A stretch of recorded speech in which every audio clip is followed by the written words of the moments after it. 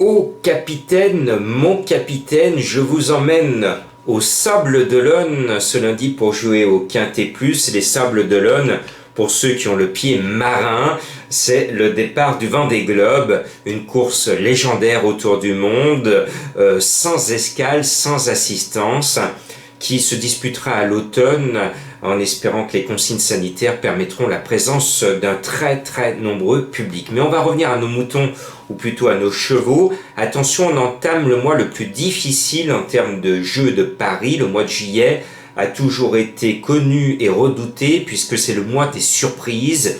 Pourquoi? Parce que les chevaux qui, depuis le début de l'année, surtout avec le confinement, qui n'ont pas gagné leur avoine, ont intérêt au mois de juillet, à mi-mandat, de se rattraper et d'apporter un peu de beurre dans les épinards pour le propriétaire et l'entraîneur. Voilà, c'est pour ça qu'il y a des surprises au mois de juillet.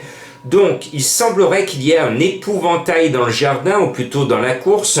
C'est l'As Valzer di Poggio, il va faire s'envoler tous les moineaux et tous les pigeons, parce qu'il est déclassé, il enchaîne les succès. C'est un Bazir qui est associé à Éric Raffin, et vous le savez, Éric Raffin, quand il drive pour Jean-Michel Bazir, c'est du cousu main avec Raffin. La course est un objectif, il va gagner.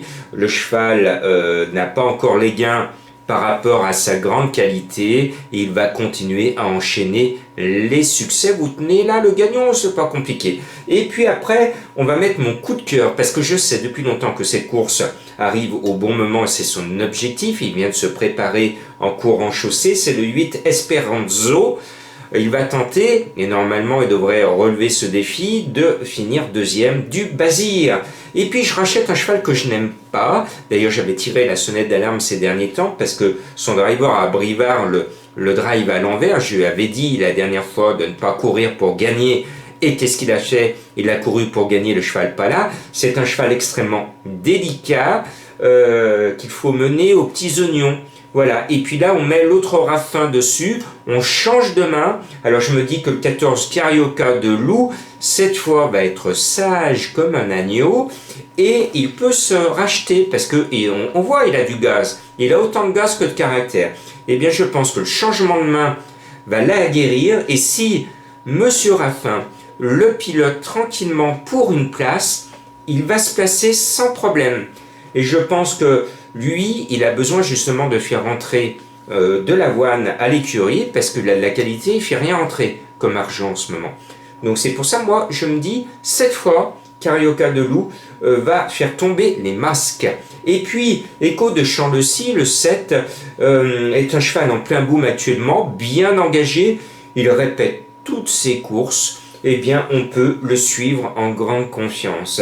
Et puis, toujours au premier poteau, bien engagé et en pleine forme, c'est le 6 Emphasis Turbo. Il va passer la 6e et je pense qu'il doit se montrer redoutable. On tient là le quintet en 5 chevaux, un quintet de favoris, on va toucher des cacahuètes. Après, on va mettre un cheval que j'aurais dû mettre plus haut, et que j'aurais mis plus haut si c'était une étape du Grand National du Trot, c'est le 13 Défi Pierre J.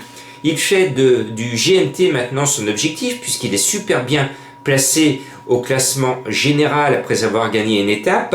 Donc là, j'ai l'impression que c'est une course d'entretien pour continuer ce challenge, ce Tour de France des meilleurs hippodromes et de quelques-uns de nos meilleurs trotteurs du moment avant la finale à Paris. Donc Défi Pierre J, on lui donnera rendez-vous dans une prochaine étape. En attendant, il a largement les moyens de se placer, mais il ne va pas gagner et il ne sera pas mis sous pression pour faire le forcing à tout prix, vous l'avez compris. Et puis le 9, ce retour de Scar, c'est le cheval de Madame Colombo. Et Madame Colombo, elle a fait fort samedi. Son cheval Divine Méloise est à l'arrivée à 70 contre 1. Vendredi, son cheval gagne le tiercé à 14 contre 1. Et lundi, mardi, mercredi, ses chevaux ont été à l'arrivée. Alors je me dis, attention à Oscar. Il pourrait décrocher le trophée, ce numéro 9. Il est mal engagé, mais c'est un cheval que j'aime bien, et je sais que vous êtes très nombreux à être fans de Madame Colombo. Alors pour les nouveaux, c'est qui Madame Colombo? Eh bien c'est une méthode de Jean-Marc, c'est-à-dire que j'essaye d'apporter cette touche d'originalité, ce côté pas de logique sur les courses puisque je tends mon journal à ma femme qui n'y connaît rien. Et c'est cette méthode-là que je vous ai appris depuis longtemps.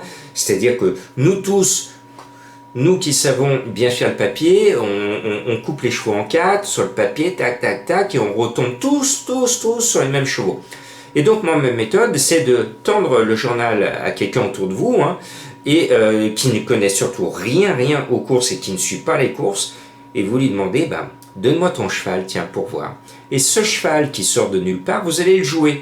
Et vous allez voir que régulièrement, vous allez toucher de très belles cotes avec cette méthode. Eh bien, Madame Colombo, son cheval va pas une cote énorme ce lundi, mais il a une chance régulière. Mais moi, j'ai ma trouvaille à moi, et elle termine ma sélection, c'est le 15 BP Am. Je pense que dans un bon jour, il pourrait surprendre. Alors, vous l'avez compris, je vous ai alerté en début d'intervention, c'est le mois de juillet, et c'est le mois des surprises. Donc, prudence dans vos jeux. Alors, il y en a beaucoup qui me disent, j'arrête pas de perdre. Alors, pour ceux qui me disent, je n'arrête pas de perdre dans leurs commentaires, je leur dis, quand vous perdez, il faut surtout arrêter l'hémorragie. Arrêtez de jouer. Laissez passer du temps. Et puis, dans un mois, dans 2 mois, vous remettez à jouer. Ce n'est pas la peine d'insister quand vous êtes dans la poisse la plus totale.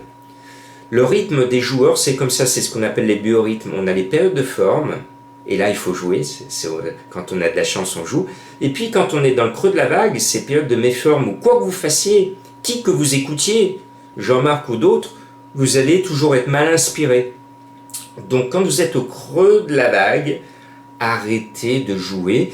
Et je termine parce que je dois vous avertir, il faut toujours un bon joueur, et je suis joueur. La question avant de jouer et de mettre de l'argent devant la dame ou le monsieur du PMU, c'est de se poser la question la plus importante du joueur, est-ce que j'ai les moyens de perdre cette somme que je mets devant le monsieur ou la dame du guichet? Est-ce que j'ai les moyens de perdre cette somme? Et si vous n'avez pas les moyens de perdre cette somme, mon rôle, mon conseil d'ami, c'est n'engagez pas cette somme. Ne jouez pas au-delà de vos moyens, sinon vous creusez votre tombe financière. Voilà, c'est un conseil d'ami. J'essaye de vous donner les meilleurs conseils du monde pour essayer de vous faire voir la tête du caissier. Et sachant que vous voyez, ces derniers temps, ces 3-4 derniers jours, je suis un peu au creux de la vague, donc ça va revenir. Mais attention, on y va mollo en ce moment. Période difficile. Allez, bonne chance, on croise les sabots.